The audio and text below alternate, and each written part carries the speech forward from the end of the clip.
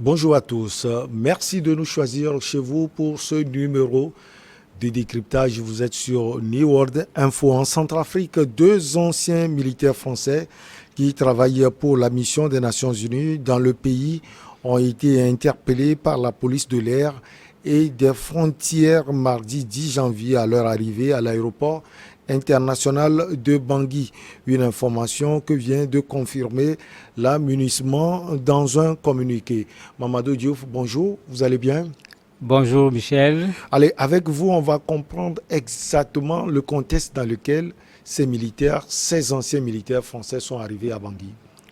Il y a deux éléments qu'on peut soulever ici. Le premier élément, c'est les relations actuelles entre la République centrafricaine et la France, qui, comme tout le monde le sait, sont tout sauf de bonnes relations. Et généralement, quand il y a de mauvaises relations entre deux pays, il y a une certaine méfiance qui s'installe entre les deux pays.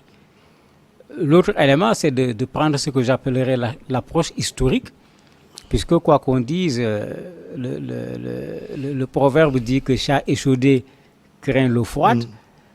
Combien de fois la France a posé, puisque c'est l'expression des présidents en Centrafrique, et combien de fois la France a déposé des présidents en Centrafrique. Puisque, pour ceux qui connaissent l'histoire de ce pays, la France a installé des présidents, la France a enlevé des présidents en bonne et due forme. Et ce qui est le plus gênant, c'est qu'aujourd'hui, vous avez des ouvrages où même ceux qui étaient à l'œuvre ont écrit pour dire comment les choses se sont passées. Maintenant, j'ai l'impression qu'il y a une certaine frilosité au niveau de la Centrafrique par rapport à la France de façon générale, à ses militaires en particulier. Ceux-là, même comme vous l'avez dit, sont des anciens militaires. Ils ne sont pas actuellement en réalité dans l'armée française. Mais quand vous mettez tous ces éléments ensemble, c'est un militaire français à... Est-ce que ce n'est pas un Bob Denard qui revient pour destituer le président de la République? On oublie de respecter les procédures, on oublie de respecter les règles. Comme ils l'ont fait, on les expose à la presse qui est pro-pouvoir comme des militaires venus pour déstabiliser la Centrafrique. Après, quand on a les bonnes informations, on ne sait plus comment faire parce que l'information qui a été diffusée n'a absolument rien à voir avec la réalité. Alors, cela veut dire qu'au même moment, les pouvoirs ou bien les régimes qui sont en place peuvent utiliser ces arrestations pour faire le boucan, si on peut le dire. C'est du populisme. C'est du populisme. Quand on est dans une logique de nous affrontons la France, celui qui se met en posture d'affronter la France, quand il a l'occasion de donner un coup, il donne un coup. Il faut dire que la France fait également la même chose. En ce moment, quand vous dites à vos populations, nous sommes là, nous allons faire tout ce qu'on va faire sans la France nous a suffisamment exploités, mais vous chauffez votre population à blanc, de sorte que pour un rien, les gens vont aller manifester devant l'ambassade de France, pour un rien, on va aller casser le centre culturel français comme on l'a vu au Burkina. Mais quand vous créez cette situation, à un certain moment, la sérénité n'est plus là. Alors que quand on arrête une personne, mais il faut énormément de sérénité pour savoir qui on arrête, pourquoi on l'arrête. Avant de pouvoir aller plus loin, on a amené les choses très vite dans la presse en pensant qu'on a attrapé un filon extrêmement intéressant pour pouvoir faire du tort à la France. Finalement, c'est la Centrafrique qui va se faire du tort parce que la montagne va accoucher malheureusement encore une fois d'une toute petite souris. Alors, on dit que ces militaires font partie de la MINUSCA. Dans ce cas, il faut d'abord la réaction de la mission. Qu'est-ce qu'elle dit souvent? Elle a réagi clairement en disant que certes, ce sont des Français, mais ils font partie de la MINUSCA. Ils ont même précisé qu'ils font partie des consultants qu'ils ont pris et qui forment parmi les militaires de la MINUSCA ceux qui viennent de l'espace francophone. Ils ont même donné plus de précision en disant que ces gens ont un badge de la MINUSCA et le badge est valable jusqu'au 31 décembre 2023. Ces gens ont un visa, contrairement à l'information qui a été donnée, et le visa est valable jusqu'au 31 mars. Maintenant, c'est comme si à l'aéroport, ces deux dates qui ne correspondaient pas ont un peu embrouillé ceux qui avaient peut-être peur d'un Français qui viendrait pour déstabiliser la Centrafrique, au point que finalement, on leur a retiré leurs papiers, on leur a retiré leur téléphone et tout rapidement, on les a montrés devant la presse. D'ailleurs, ce n'est pas la première fois. Il faut l'éviter. On a vu ce qui s'est passé au Mali. On s'en est pris à quelqu'un qu'on disait que c'est un Français. Quand le travail d'identification s'est fait, il n'était pas français, il était américain. Il faut qu'on fasse attention. Il faut qu'on arrête de vouloir soulever les gens contre la France, tout simplement. Il faut qu'on se pose plutôt nous-mêmes la question. Pourquoi la France est capable de venir dans nos pays et de faire tout ce que la France fait? Est-ce que c'est parce que la France est aussi forte? Ou parce qu'il y a des carences à notre niveau? C'est plus que des carences. C'est de la complicité, c'est de la complaisance, c'est plein d'autres choses. Et si on veut régler le problème, c'est là-bas qu'il faut le régler. Tout ce qui s'agite ici, là, ils ne peuvent pas aller régler quoi que ce soit en France. Absolument rien. Tout ce qui doit être réglé ici. Et c'est vraiment à notre niveau qu'il y a véritablement un problème. Et il faut faire en sorte que ce problème puisse être réglé. Mais réglons-le sans aller trop. Parce que quoi qu'on dise, Mali, Burkina, Centrafrique, demain ou dans 2 ans, il y aura à nouveau des relations avec la France. C'est évident. Mais en ce moment, ce n'est pas la peine de pousser trop loin le bouchon pour que demain, après, on vous voit devant la télé sourire et puis dire oui, nous et la France, maintenant, il n'y a plus de problème. Non. Il y a une réserve qu'il faut toujours avoir, même quand on est en conflit avec une personne. Mais demain, le conflit va prendre fin. Il ne faut pas mettre dans le conflit des choses qui feront que même quand le conflit va prendre fin, il va être difficile que les relations reviennent à la normale. Alors, les sources diplomatiques parlent de manipulation. Cette affaire risque encore une fois de compliquer les relations entre la France et le Centrafrique. Mais tout à fait, puisque quand on exhibe ces soldats, est-ce que c'est les personnes qu'on accuse ou c'est la France qu'on accuse?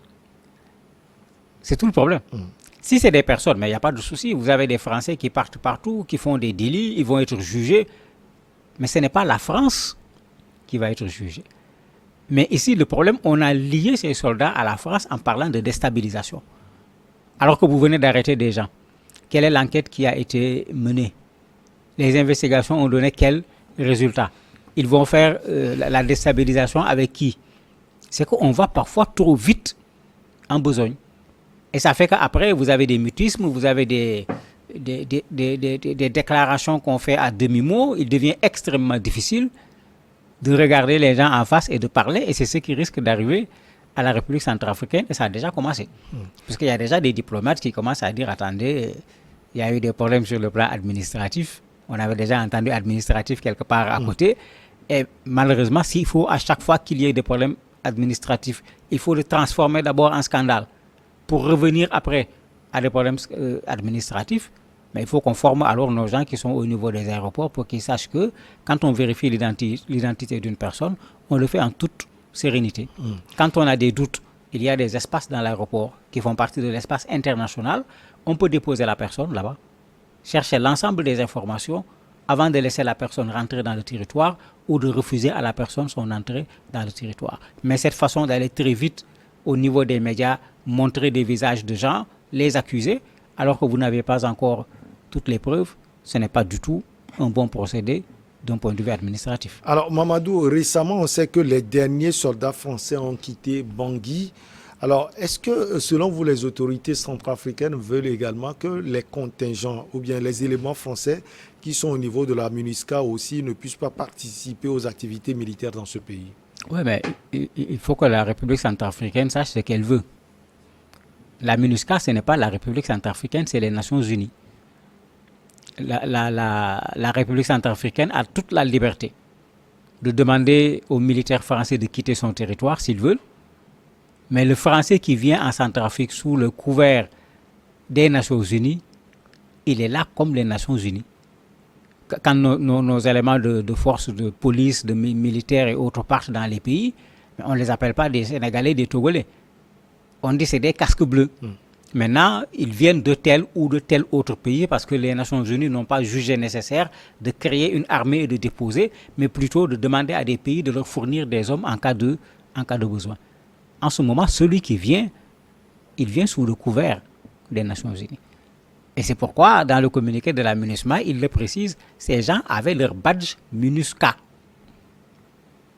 On ne pouvait pas dire c'est la France qui les envoie, ils sont venus officiellement dans le cadre de la MINUSCA. Maintenant, est-ce que la France est tellement forte que la France est en train de manipuler les Nations Unies. La France est en train de manipuler également la MINUSCA pour faire rentrer des gens au niveau de la Centrafrique pour déstabiliser le pays, ça peut être possible. Puisque tout le monde sait que les Français, entre guillemets, si on peut le dire ainsi, ont été chassés de la Centrafrique par les Russes. Et tout le monde connaît également la nature de la relation entre la France et la Russie. Si la France a l'occasion de venir mettre des bâtons dans les roues des Russes, ils ne manqueront pas de le faire. Mais au moins, quand on le dit, qu'on ait les éléments, qui soient des éléments probants, pour ne pas accuser également inutilement la France, parce que tout simplement, on n'est pas d'accord avec elle. Et vous avez peut-être raison, parce que selon une source, Mamadou Diouf, ces militaires seront bientôt relâchés car la police a eu des précisions qu'elle voulait. Oui, mais c'est pourquoi j'ai dit qu'on a tout fait à l'envers. J'ai arrêté quelqu'un. Je doute de son identité. Je doute de l'objet de sa présence dans mon pays. Je doute de la pièce que la personne me présente. Mais qu'est-ce qu'on fait? On vérifie. On vérifie. Maintenant, si vous agissez d'abord, vous affirmez, vous montrez même les gens aux médias, et après vous vérifiez, et ce que vous vérifiez est contraire à ce que vous avez dit, mais ça devient plus qu'un camouflet en ce moment pour celui qui l'a fait. Et on commence à le sentir, puisque dans l'anonymat, les gens commencent à dire, attendez, bon, ils commencent même à dire, bon, on va vérifier, si on vérifie et qu'il n'y a rien, on va les libérer. Bon, dès qu'on commence à dire ça, ça veut dire que quelque part, on est en train de tomber dans son propre piège en voulant piéger l'autre. Mais il fallait l'éviter parce que quand on le fait également, si c'est la France qu'on avait voulu, j'allais dire, enlaidir, mais c'est plutôt aujourd'hui la République centrafricaine qui va se trouver ridicule, puisque si dans un pays, au niveau d'un aéroport, on ne sait pas comment on reçoit une personne, on ne sait pas comment on vérifie l'identité d'une personne, on va aussi vite à la besogne. Les réseaux sociaux aidant, bien sûr, on a balancé un peu partout pour qu'ensuite on revienne pour dire que bon, on s'était trompé, ils ont le visa, ils sont de la MINUSCA, on a eu les informations qu'on voulait, on peut maintenant les libérer. Mais si on n'en avait pas fait du scandale, on les arrête, on les libère et le chemin continue. Ça n'aurait pas fait tout ce bruit-là. Alors, Mamadou, aujourd'hui, est-ce que ce n'est pas le pouvoir en place à Bangui et la France qui font tout cela? Parce qu'on voit des politiques centrafricains qui sont proches de la France. Martin Ziguélé, on a eu la chance de le recevoir à maintes reprises. Nicolas Tchangay, Anissé Georges Ndogolé et autres. Est-ce que ce n'est pas le régime du président Faustin Archange Touadéra qui est, si on peut le dire, en mauvaise passe avec la France aujourd'hui? C'est le régime, c'est le régime et tout le monde sait pourquoi. Quand vous regardez ce qui se passe au Mali, ce qui se passe en Centrafrique, ce qu'on croit que ça va se passer au Burkina, si vous regardez dans les trois pays, vous avez les mêmes phénomènes. Wagner en Centrafrique, on a dit à la République centrafricaine, il ne faut pas accepter. Quand la République centrafricaine a accepté, vous avez vu la France et un certain nombre de pays, parce que ce n'est pas la France.